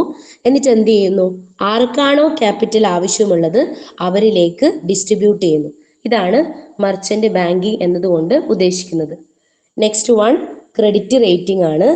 ക്രെഡിറ്റ് റേറ്റിംഗ് എന്ന് പറഞ്ഞു കഴിഞ്ഞാൽ, credit rating means giving an expert opinion by a rating agency on the relative willingness and ability of the issuer of a debt instrument to meet the financial obligation in time and in full. അതായത് credit rating എന്ന് പറഞ്ഞു കഴിഞ്ഞാൽ credit rating ഏജൻസികളുടെ ഒരു opinion നമുക്ക് ചോദിക്കാൻ പറ്റും. അതായത് ക്രെഡിറ്റ് റേറ്റിംഗ് ഏജൻസികളാണ് എന്ത് ചെയ്യുന്നത്, ക്രെഡിറ്റ് റേറ്റിംഗ് എന്ന് പറയുന്ന ആ ഒരു പ്രോസസ്സ് നടത്തുക. എന്ന് പറഞ്ഞു കഴിഞ്ഞാൽ ഒരു പിന്നെ ആള് കട എടുത്തു കഴിഞ്ഞാല് അയാൾക്ക് എത്രത്തോളം ആ ഒരു ഡെപ്റ്റ് റീപേയ്മെന്റ് നടത്താൻ വേണ്ടി പറ്റും, അവരുടെ എബിലിറ്റി എത്രത്തോളം ഉണ്ട്, കംപ്ലീറ്റ് ആയിട്ട് അവർക്ക് ആ പേയ്മെന്റ് നടത്താൻ വേണ്ടി പറ്റുമോ എന്നൊക്കെ നമുക്ക് പിന്നെ മനസ്സിലാക്കാൻ വേണ്ടിയിട്ട് ആര് ഹെൽപ്പ് ചെയ്യും, ഈ ക്രെഡിറ്റ് റേറ്റിംഗ് ഏജൻസികൾ ഹെൽപ്പ് ചെയ്യും. അവര് ആ ക്രെഡിറ്റ് റേറ്റിംഗ് ഏജൻസിയിലുള്ള എക്സ്പേർട്ടുകളുടെ ഒപ്പീനിയൻ ചോദിച്ചു കഴിഞ്ഞാൽ നമുക്ക് മനസ്സിലാക്കാൻ വേണ്ടി പറ്റും എന്താണ് ഫണ്ട് വാങ്ങിയ ആൾക്കാരുടെ ക്രെഡിറ്റ് വർത്തിനെസ് എത്രത്തോളം ഉണ്ട് എന്നുള്ളത്. അതായത് ക്രെഡിറ്റ് റേറ്റിംഗ് എന്ന് പറഞ്ഞു കഴിഞ്ഞാൽ assessing the credit worthiness of a company by an independent organisation. ഒരു ഇൻഡിപെൻഡന്റ് ഓർഗനൈസേഷന്റെ സഹായത്തോടു കൂടി, അതായത് ക്രെഡിറ്റ് റേറ്റിംഗ് ഏജൻസികളുടെ ഹെൽപ്പോട് കൂടി ഒരു കമ്പനിയുടെ, ഒരു ഫേമിന്റെ ക്രെഡിറ്റ് വർത്തിനെസ് എത്രത്തോളം ഉണ്ട് എന്ന് അസസ് ചെയ്യുന്ന ആ ഒരു പ്രോസസ്സിന് നമ്മൾ പറയുന്ന പേരാണ് ക്രെഡിറ്റ് റേറ്റിംഗ് എന്ന് പറയുന്നത്.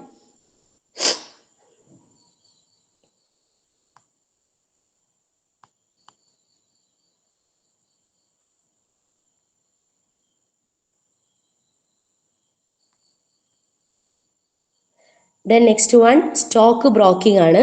സ്റ്റോക്ക് ബ്രോക്കിംഗ് എന്ന് പറയുമ്പം, now stock broking has emerged as a professional advisory service. Stock broker is a member of a recognized stock exchange. He buys, sells or deals in shares or securities. അപ്പൊ നമുക്കറിയാം stock broking എന്ന് പറഞ്ഞു കഴിഞ്ഞാൽ direct security മാർക്കറ്റിൽ നിന്ന് നമുക്ക് ഷെയറുകൾ വാങ്ങാനോ വിൽക്കാനോ പറ്റൂല. അവിടെ ഇന്റർമീഡിയറീസ് ഉണ്ട്, അല്ലെ ബ്രോക്കേഴ്സിന്റെ ഹെൽപ്പ് നമുക്ക് ആവശ്യമാണ്. അപ്പോൾ റെക്കഗ്നൈസ്ഡ് സ്റ്റോക്ക് എക്സ്ചേഞ്ചിൽ മെമ്പർ ആയിട്ടുള്ള ആളുകളെയാണ് നമ്മൾ സ്റ്റോക്ക് ബ്രോക്കേഴ്സ് എന്ന് പറയാ. അവര് സെക്യൂരിറ്റീസ് വാങ്ങുകയും വിൽക്കുകയും അല്ലെങ്കിൽ സ്റ്റോക്ക് മാർക്കറ്റിൽ ഇത്തരം ഡീലിങ്സ് ചെയ്യുകയും ചെയ്യാറുണ്ട്. അതിനെ നമ്മൾ പറയുന്ന പേരാണ് സ്റ്റോക്ക് ബ്രോക്കിംഗ് എന്ന് പറയുന്നത്. Then custodial services ആണ്. In simple words, the services provided by a custodian are known as custodial services. Custodian is an institution or a person who is hand over securities by the security owners for safe custody. Custodian is a caretaker of a public property or securities. അതായത് ഇവിടെ ഉദ്ദേശിക്കുന്നത് എന്താ വെച്ച് കഴിഞ്ഞാൽ നമ്മൾ ലോക്കറിലെല്ലാം നമ്മളെ പ്രഷ്യൽ metals, അതായത് gold എല്ലാം ലോക്കറിലെല്ലാം സൂക്ഷിക്കുന്നത് പോലെ ഇവിടെ ഒരു കസ്റ്റോഡിയൻ ആയിട്ട് സെക്യൂരിറ്റീസിനെ ടേക്ക് കെയർ ചെയ്യുന്നതിനെയാണ് കസ്റ്റോഡിയൽ സർവീസ് എന്ന് പറയാം. എന്ന് പറഞ്ഞു കഴിഞ്ഞാൽ custodian is A care taker of A public property or securities. Custodian എന്ന് പറയുന്നത് ഒരു പേഴ്സൺ ആവാം, അല്ലെങ്കിൽ ഒരു കമ്പനി ആവാം. ആ കമ്പനിയിൽ നമ്മൾ എന്ത് ചെയ്യുന്നു, നമ്മളെ സെക്യൂരിറ്റീസ് കൊടുക്കുവാണ്. അവരെന്ത് ചെയ്യുന്നു, നമ്മൾ ആ പ്രോപ്പർട്ടീസിനെ സെക്യൂരിറ്റീസിനെ നല്ല രീതിയിൽ ടേക്ക് കെയർ ചെയ്യുന്നു. അവർ പ്രൊവൈഡ് ചെയ്യുന്ന ആ സർവീസസിനെ നമ്മൾ പറയുന്ന പേരാണ് കസ്റ്റോഡിയൽ സർവീസ് എന്ന് പറയുന്നത്.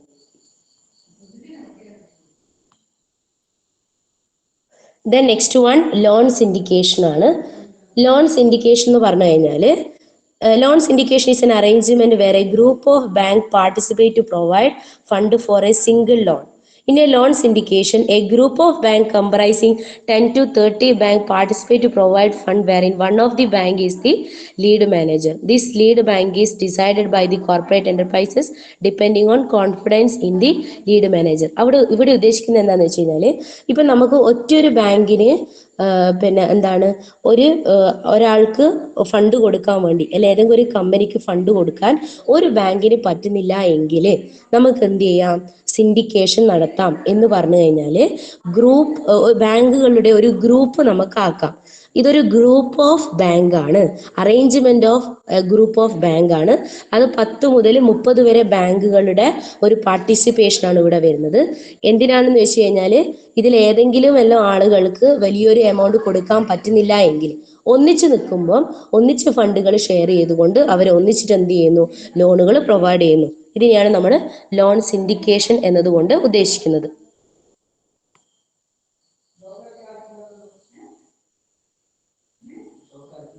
ദെൻ ലാസ്റ്റ് വൺ എന്ന് പറഞ്ഞു കഴിഞ്ഞാൽ സെക്യൂരിറ്റൈസേഷൻ ഓഫ് ഡെപ്റ്റ് ആണ്. എന്ന് പറഞ്ഞു കഴിഞ്ഞാൽ loans given to customers are asset for the bank. They are called loan asset. Unlike investment asset, loan asset are not tradable and transferable. അപ്പൊ നമുക്കറിയാം ഒരു ബാങ്കിനെ സംബന്ധിച്ചിടത്തോളം അവര് കസ്റ്റമേഴ്സിന് ലോൺ കൊടുക്കുക എന്ന് പറയുന്നത് ബാങ്കിനെ സംബന്ധിച്ചിടത്തോളം ഒരു അസറ്റാണ്. അതിന് നമ്മൾ പറയാ ലോൺ അസറ്റാണ്. പക്ഷെ ബാക്കി അസറ്റുകളെ പോലെ, ആസ്തികളെ പോലെ നമുക്ക് ഈ ലോണുകളെ എന്ത് ചെയ്യാൻ വേണ്ടി പറ്റൂല, ട്രേഡ് ചെയ്യാൻ വേണ്ടി പറ്റൂല, ട്രാൻസ്ഫർ ചെയ്യാൻ വേണ്ടി പറ്റൂല. അങ്ങനെ ലോണുകളെ ട്രാൻസ്ഫർ ചെയ്യാൻ പറ്റുന്ന രീതിയിൽ, ട്രേഡബിൾ ആവുന്ന രീതിയിൽ, ട്രാൻസ്ഫറബിൾ ആവുന്ന, ട്രേഡബിൾ ആവുന്ന രീതിയിൽ, മാർക്കറ്റബിൾ ആവുന്ന രീതിയിലേക്ക് കൺവേർട്ട് ചെയ്യുന്ന ആ ഒരു പ്രോസസ്സിന് നമ്മൾ പറയുന്ന പേരാണ് സെക്യൂരിറ്റൈസേഷൻ എന്ന് പറയാം. അതായത് securitization is a financial innovation. It is conversion of existing or future cash flows into marketable securities that can be sold to investors. അതായത് ബാങ്കിനെ സംബന്ധിച്ചിടത്തോളം ബാങ്കിന് കിട്ടാനുള്ള ലോണ് എന്താക്കി മാറ്റാം, സെക്യൂരിറ്റി ആക്കി മാറ്റാം. ക്യാഷ് ഫ്യൂച്ചറിൽ കിട്ടാനിരിക്കുന്ന ക്യാഷ് ഫ്ലോനെ മാർക്കറ്റബിൾ സെക്യൂരിറ്റി ആക്കി മാറ്റാം. ആ ഒരു പ്രോസസ്സിന് നമ്മൾ പറയുന്ന പേരാണ് സെക്യൂരിറ്റൈസേഷൻ എന്ന് പറയുന്നത്. ഇത്രയുമാണ് ഈ ഒരു പാർട്ടിൽ വരുന്നത്.